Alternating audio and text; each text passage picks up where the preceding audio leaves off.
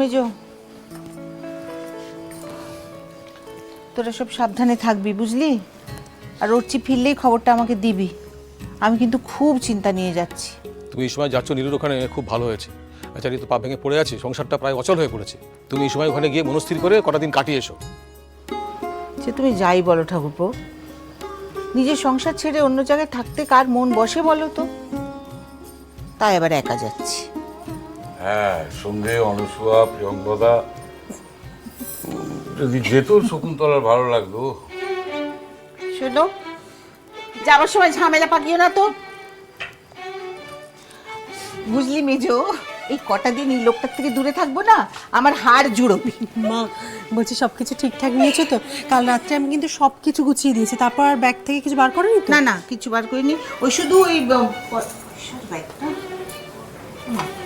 কি রাখলাম বলতো, ছোট পয়সার ব্যাগটা। দেখো দেখো কি কাণ্ড! আরে এই তো একটু আগে তুমি ওই মিঠাই, চিনি, সন্দেশকে পয়সা বিলাচ্ছিলে না? আবার ওদের হাতে টাকা দিয়েছো তুমি? এইভাবে বাচ্চাগুলোর হাতে টাকা দিয়ে ওদের মাথা না খেলে চলছে না তোমার? একটা লোকের জন্য বাড়ির বাচ্চাগুলো একদম বিগড়ে যাচ্ছে।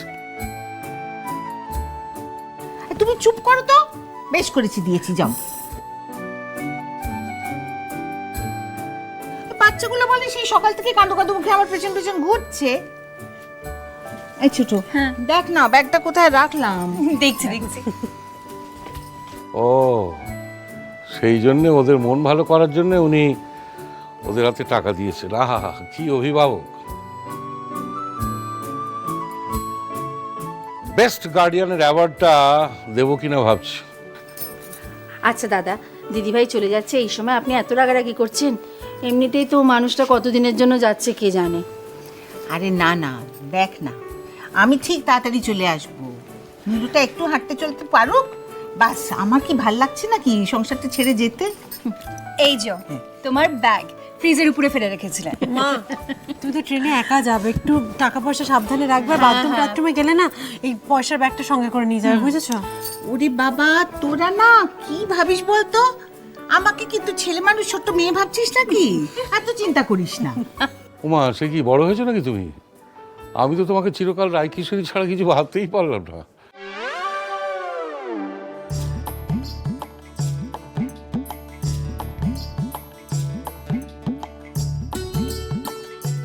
আহ দাদা, বৌদি এখন বেরোচ্ছে, এই সময় তুমি যদি এইসব কথাবার্তা বলো, এ ভারী অন্যায়। মা, যদি ট্রেন ধরতে হয় তাহলে কিন্তু এক্ষুনি বেরোতে হবে, আর দেরি করলে ট্রেন পাওয়া যাবে না। না, সেই সবই তো বুঝলাম, কিন্তু তোর এরকম মুখখানা দেখে আমি কি করে বাড়ি থেকে বেরোই বলতো বাবু? কি হয়েছে কি তোর? কাউকে কিছু বলছিস না, কিছু না, এরকম মন গুমড়ে গুমড়ে রয়েছিস কদিন ধরে। আরে আমার কিচ্ছু হয়নি, আমি ঠিক আছি। চলো চলো, বেরো এবার, চলো। বাবু, আমি তাহলে বৌদির সুটকেস যা যা আছে মালপত্র সব তুলে দিই গাড়িতে। হ্যাঁ, আমিও দিচ্ছি, চলো একসঙ্গে যাই। ও বাবু, গাড়ির সামনের সিটে আমার জায়গাটা রেখো।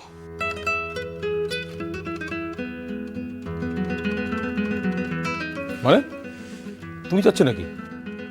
যাই বাবুর গাড়িতে করে একটু হাওয়া খেয়ে আসি।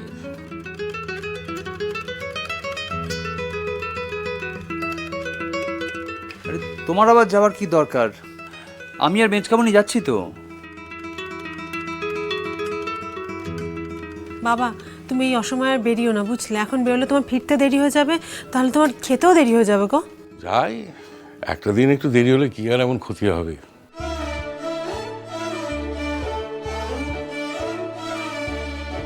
বৌদি, দাদা ফালতু জেদ করছে, দাদাকে বারণ করো না।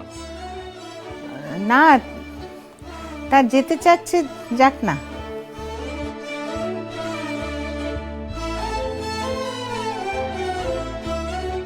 গাড়িতে ওঠার সময় মিঠে পান, একটু মুখ শুদ্ধি, লজেন্স, এসব তো আর অন্য কাউকে বলতে পারবেন না।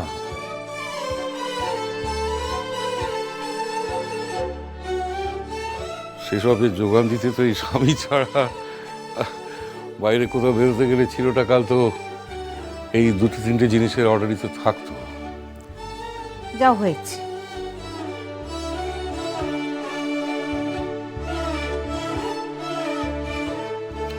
আচ্ছা ঠিক আছে, আমরা সব শুনলাম, এবারে ওসব আমরা কিনে দেবো, ঠিক আছে?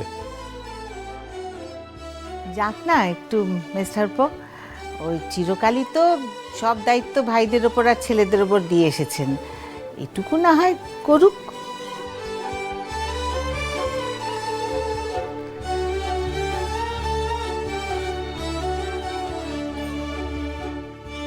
কই দেখি।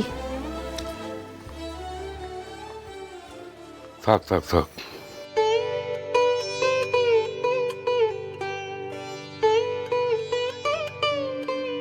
এইদিকে এত ঝগড়া করে সব সময়, কিন্তু দেখো এই বেলা একেবারে। শোনো, ট্রেন থেকে নামার সময় তড়বা তড়বা করো না, বয়স হচ্ছে, ভুলে যেও না। শেষকালে মেয়ের পা সারাতে গিয়ে কোমর ভেঙে পড়ে থেকো না।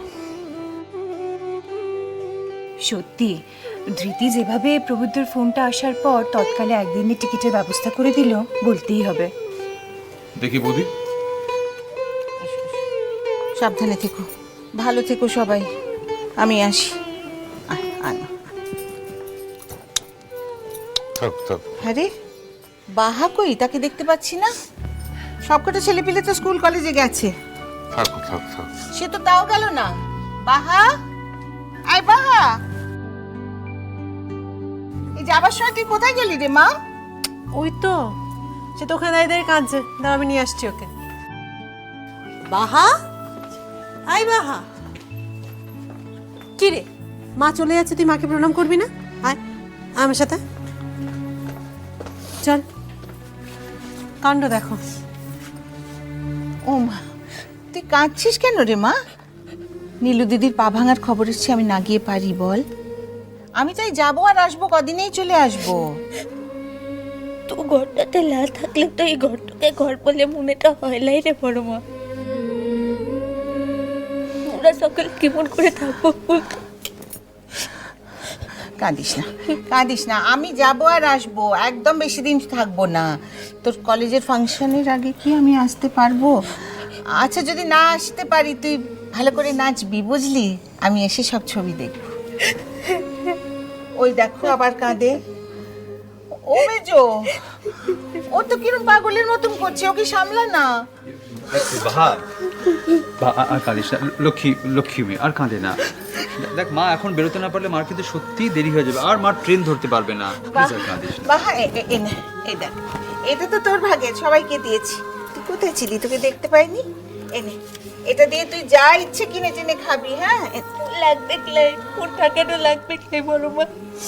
তুই শুধু তাড়াতাড়ি ফিরে আয় কিনে। তুই না থাকলে না এই ঘরটা খুব অন্ধকারটা লাগে। ও বলো, আমি বাইরে যাচ্ছি, তোমার বৌদিকে তাড়াতাড়ি আসতে বলো। হ্যাঁ ঠিক আছে মা। বাবু, হ্যাঁ মা, আর কিন্তু ওয়েট করা যাবে না। মেজমনি প্লিজ, তোমরা এখন কান্নাকাটি করো না, চলো এবার। আসলে বিয়ের পর থেকে আমরা এ বাড়িতে আছি, অথচ দিদিভাই নেই, এরকম তো কখনো হয়নি ধৃতি। মা তুমি কিন্তু রোজ ফোন করবে। হ্যাঁ, ভালো হয়ে থাকিস রূপু, সবার সাথে মিলেমিশে থাকিস রে মা। হ্যাঁ, আমি আসি, আসি সবাই। বাহা, আসছি। সব কটা তোরা পাগল, এই বাড়ির সব কটা লোক পাগল, সব কটাতে মিলে পাগলামি শুরু করেছিস তোরা। মা, আচ্ছা, আমি কি একেবারে মনে হচ্ছে যেন চিরকালের জন্য যাচ্ছি? ঠিক আছে মা, চল চল চল, আর কাঁদে না, ঠিক আছে চল মা। সত্যি একবার গেলে ট্রেন ধরতে পারবে। চল।